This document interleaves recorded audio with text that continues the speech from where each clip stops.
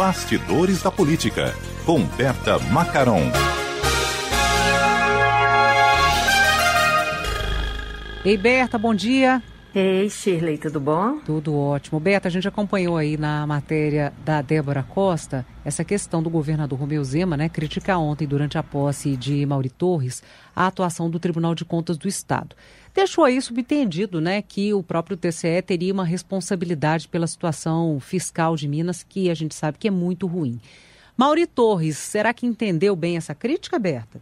Shirley, durante a posse de Mauri Torres, novo presidente do TCE, o Zema fez essa crítica, mas em momento algum explicitou a que se referia, como a gente viu na reportagem da Débora.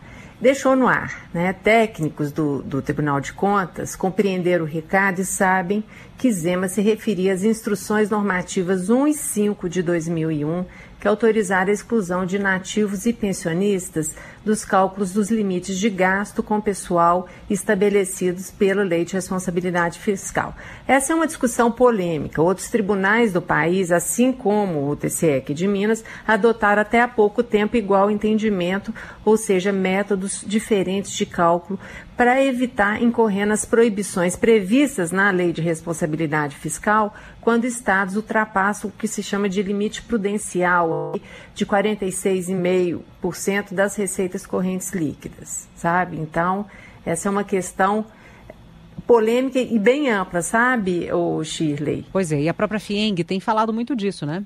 Sim, essa crítica do Zema é a crítica feita pela FIENG. Em dezembro passado, a FIENG contratou a consultoria externa da ONG Contas Abertas para fazer um diagnóstico fiscal do Estado e os consultores repisaram o que chamaram de, aspas, contabilidade criativa, fecha aspas, dos governos de Minas, sugerindo que o TCE teria sido conivente e, portanto, teria responsabilidades.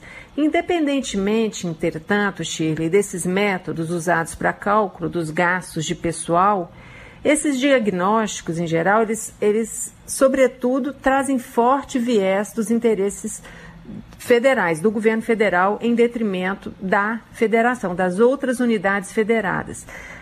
Esses diagnósticos pouco falam, por exemplo, sobre aspectos relacionados ao âmbito da receita, né? É fato que os estados vivem, sim, uma crise que decorre, sobretudo, da queda da arrecadação, resultado da recessão trazida por um conjunto de variáveis externas e internas.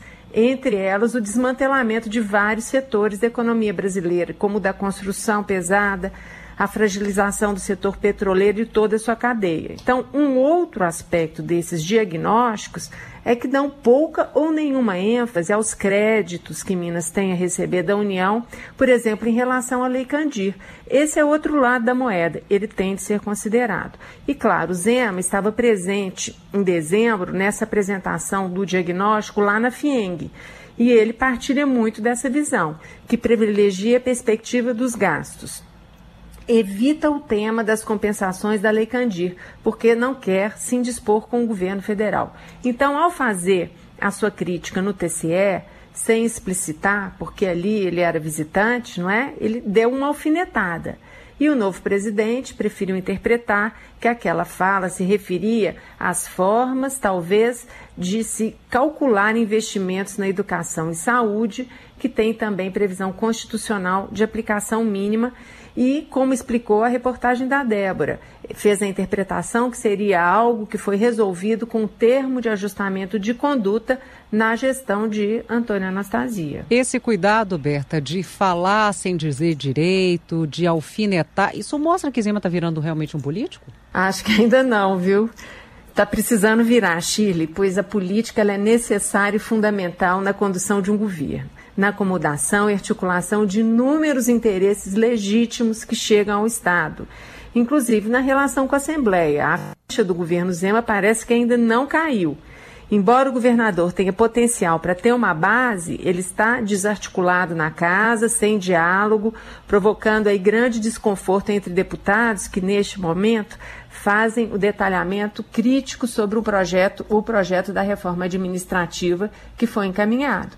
Agora, se não houver diálogo, Shirley, com a Assembleia, ele vai ter dificuldade para passar essa reforma, principalmente porque a Assembleia está pressionada, anda muito pressionada, por um lado, pelos interesses econômicos e da mineração, e por outro, pela sociedade chocada com o crime ambiental e humano, que então isso tudo está deixando a Assembleia imobilizada.